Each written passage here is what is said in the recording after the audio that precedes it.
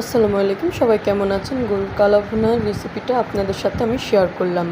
সবাই জানেন হয়তো, আর অবশ্যই সবাই পারেন, তো আমি আমার মতন করে করছি। তবে কালা ভুনার প্যাকেটের মশলাটা আমি নিয়েছিলাম। এখানে আমি একটু টমেটো কুচি দিয়েছি, অনেক বেশি পেঁয়াজ দিয়েছি, 1 কেজির একটু বেশি মাংস দিয়েছি, তারপরে আদা রসুন জিরা বাটাটাও একটু একটু করে দিবেন। তার মধ্যে গরুর মাংসের ইসের মধ্যে আপনারা সর্ষের তেলটা দিলে অনেক বেশি সুন্দর ফ্লেভার পাবেন।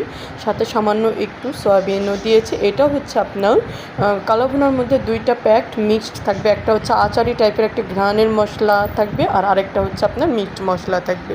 তো 2টাই আমি মিক্সড করে দিয়ে সুন্দর করে হাতে মাখিয়ে পানি দিয়ে বসিয়ে দিয়েছি।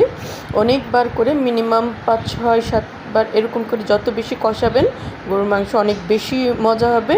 তবে আমাকে পানি তেমন দিতে হয়নি, মাংস থেকে যে পানি উঠেছে সে পানি দিয়েই আমি কষিয়েছি।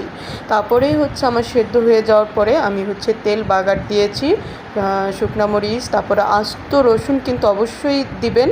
তারপরে আপনার রসুন কুচি পেঁয়াজ কুচি দিয়ে তেল বাগার দিয়ে উপরে দিয়ে দিবেন, কষিয়ে মজার